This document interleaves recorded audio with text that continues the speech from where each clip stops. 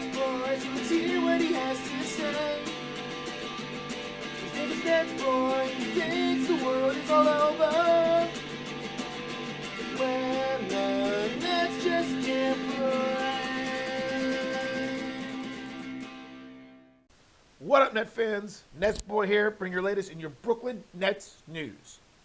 All right, so there's not really a lot to be upset about, if really at all, based off of the first two games of the second round of the series between the Nets and the Bucks. I mean, those two games I don't think could have gotten any better, other than obviously the James Harden injury, which is we're going to touch upon in a second.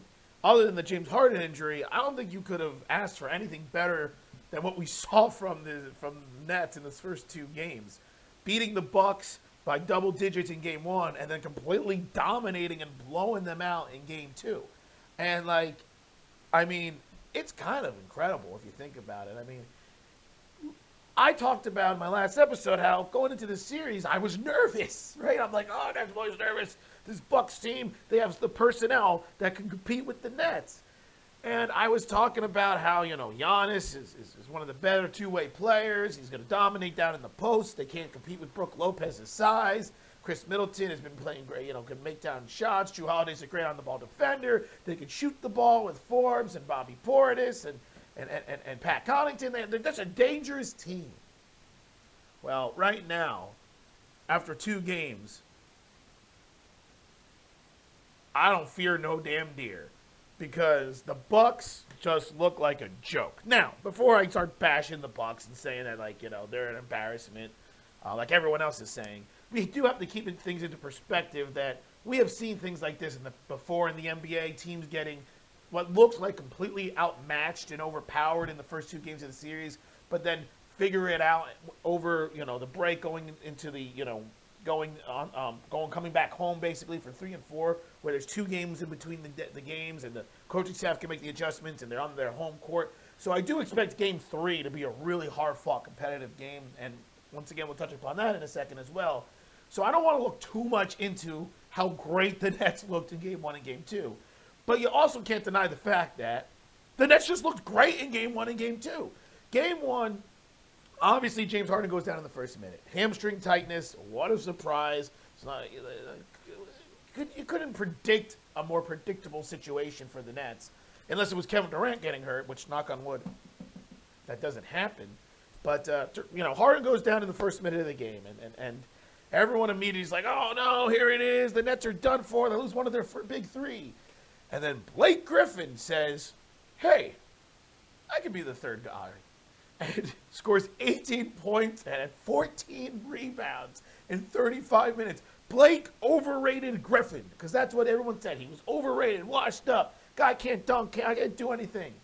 Nah, he just was playing on a losing team and didn't want to put forth the extra effort to play to just not go anywhere. And that's the reality of it. I think if we see anything from the playoffs, and specifically this Nets team in this series, is something that we've already kind of known about NBA players in particular.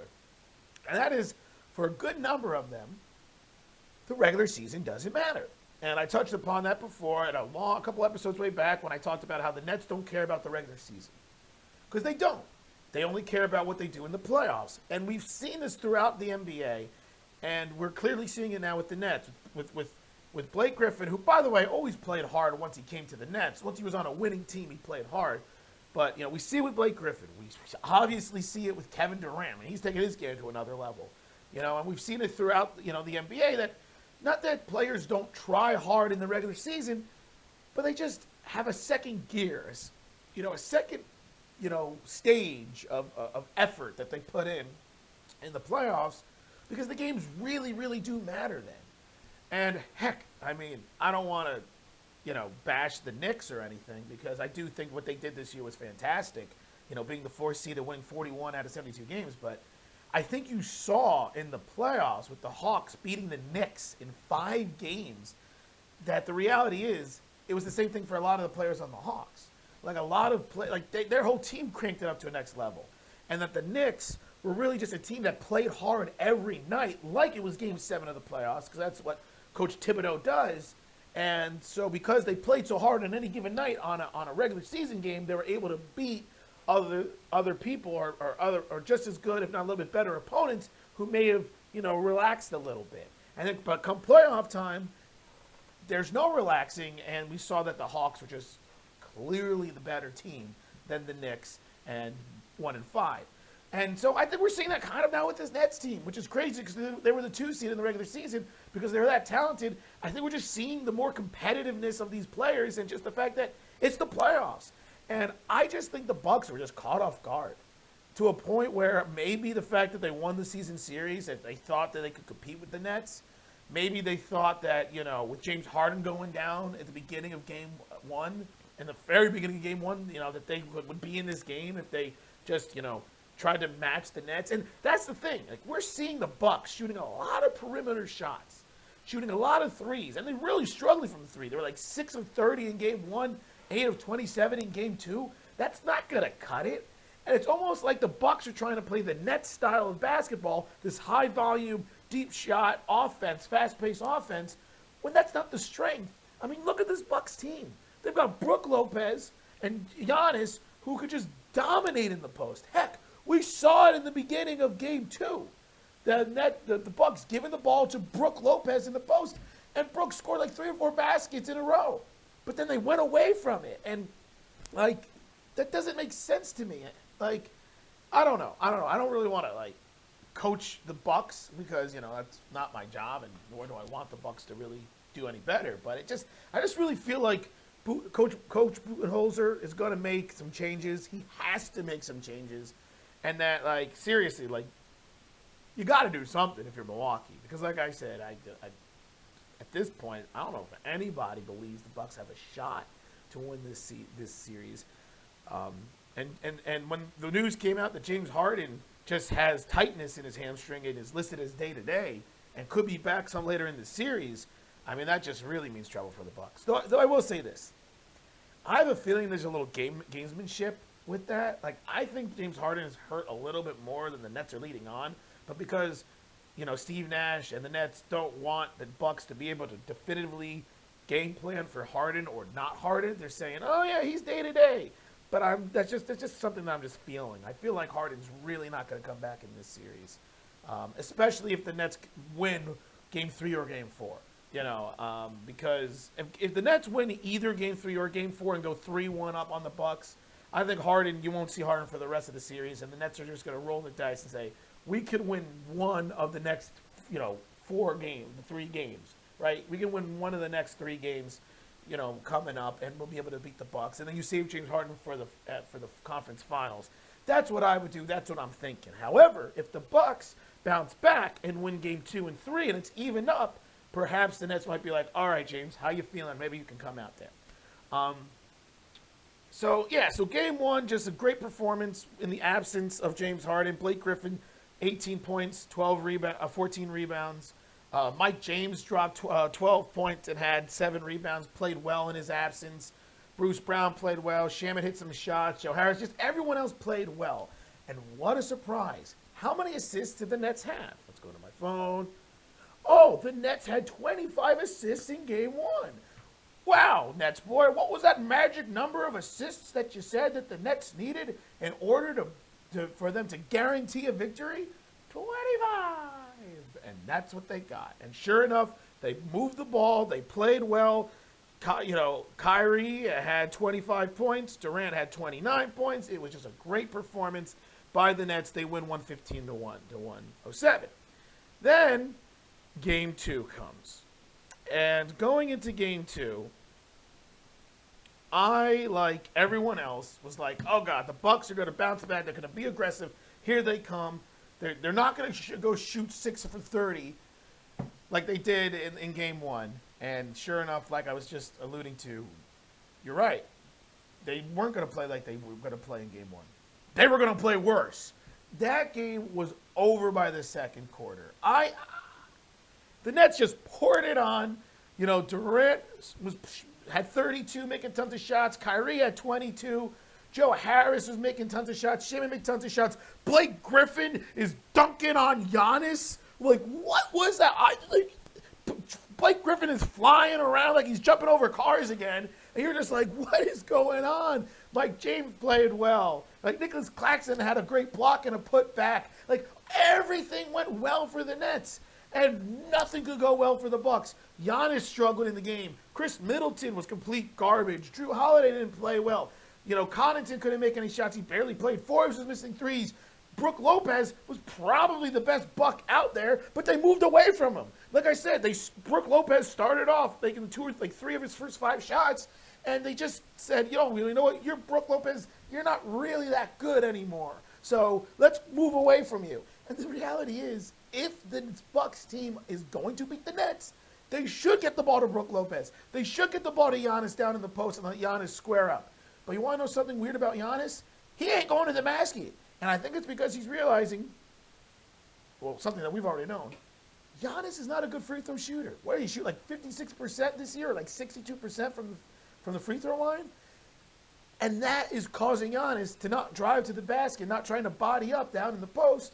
He's trying to shoot these mid-range jump shots or these threes, and that's not his strength. It's playing into exactly what the Nets want him to do. And I'll tell you this right now. If the Bucks continue to play this way, if Giannis continues to take these shots instead of going to the basket, this will be a sweep.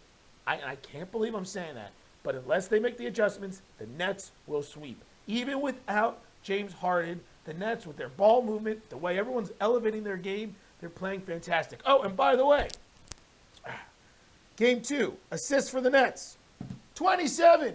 What's the magic number? 25! And so once again, NetsBoy nails that one and says, if the Nets have 25 or more assists, they will beat everyone and they will win the game. And I do want to clarify that it doesn't mean if they don't have 25 assists that they won't win the game. But to me, 25 is that magic number to guarantee a Brooklyn Nets win. And so far in the playoffs, we have seen that 25 assists or more for this Nets team has caused them to win. And matter of fact, I already know that I'm pretty sure all except for Game 1 against Boston of their, which are now 6 wins that the Nets have had, I think that's the only game that they didn't have 25 or more assists in which they won. So the Nets are 5-0 when they have 25 assists or more in the postseason. 25! So it's just fantastic. I couldn't be happier right now from what I've seen from this Nets team. The ball movement, the contribution from the other guys like Shaman and Bruce Brown and Blake Griffin being the third star in James Harden's absence, Durant just being lethal and just cannot guard him, and Kyrie doing his thing. And it's something else that's been a shock. The Nets are playing really good defense, holding this Bucks team to 107 points in Game 1 and 86 in Game 2. I mean, and they're playing great defense. They really are. It's shocking everyone right now.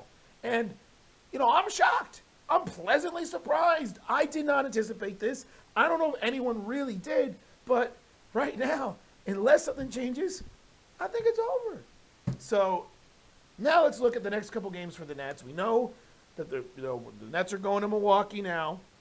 So, we got to see how that's going to roll. Game 3 is going to be Thursday. And, Game 3, Thursday night. And, look, I'm going to say the same thing that I said about the Nets-Celtics series going into Game 3. If there's going to be a game that the Bucks are going to win, it's going to be Game 3. I said the same thing about the Celtics. If there's going to be a game the Celtics win, it's going to be Game 3. 2 days for the Bucks to make adjustments,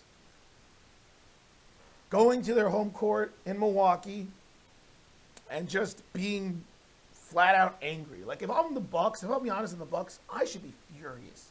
Not at anyone other than ourselves and themselves, but I expect the Bucks to come out attacking.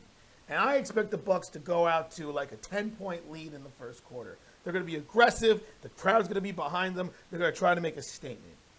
But I do believe the Nets are going to hold their own, and they're going to make it a competitive game. I cannot say I expect the Nets to win in Game 3, despite how much they've dominated them in Game 1 and Game 2, because anything can happen.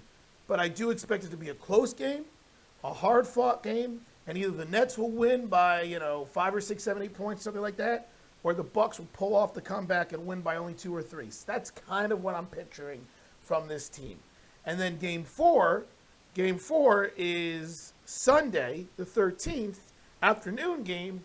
And, you know, I kind of expect the same thing. But I will tell you that the outcome of game 4 is going to be pretty much contingent on what happens in game 3. If the Nets win in game 3, I think this is over. It's a sweep. I don't think the Bucks are going to be able to have the you know, motivation or the buckle downness, that's not even really a phrase or a word, but whatever, or the fortitude, go with fortitude, I guess, to win being down 0-3 in that game 4. I think they will, you know, lose. But if the Bucks do win game 3, and that puts a lot of pressure back on the Nets in game 4, because if they go back to Brooklyn 2-2, it's a best-of-3 series at that point. So the key for the Nets is just win one of these 2 games. That's the reality of it. I don't expect to sweep. Just win. Yes, Zordon. It's my notification on my phone. Pretty cool, right? Power Rangers. Yeah. It's just a text message. I'll read it in a second. Anyway, got distracted there. Anyway, so as long as the Nets win one of the next 2 games, game 3 or game 4, I think the series is over. And the Nets will either win in 5 or 6 if they win, if they split, well, obviously if they win them both, they sweep them. So that's kind of a stupid thing I was about to say. But if they do split, they're going to win in 5 or 6 games. I just think that's going to happen, probably 5. But who knows? Maybe the Bucks will shock you. Maybe Budenholzer will figure it out. Maybe Giannis will become the former MVP that he once was, great defensive player of the year. Maybe Chris Middleton will figure out how to shoot the basketball again. Maybe Jrue Holiday played great. Maybe injuries are always a wild card with the Nets, by the way, so knock on wood with that. So, but who knows? But I do predict that the Nets will probably split these games. I kind of think they'll lose game 3 and win game 4. I'll be up 3-1 going back to Brooklyn, and they'll wrap up in Brooklyn game 5. That is my prediction. I was nervous about this series, but at this point I am not. But we'll see what happens after game 4, which, like I said, is Sunday. So I'll probably post a video Sunday night or Monday, because that kind of fits my schedule. So let me know what you guys think. Let me know what you guys think about what you've seen so far from this next team in game 1 and game 2, the resurgence of Blake Griffin dunking on people. If you think the Bucks really have a chance to get back in this series, if you fear the deer or you don't fear no damn deer or anything like that, yeah, let me know what you guys think. So until the next NetsBoy episode, this is NetsBoy being extremely happy and signing off. When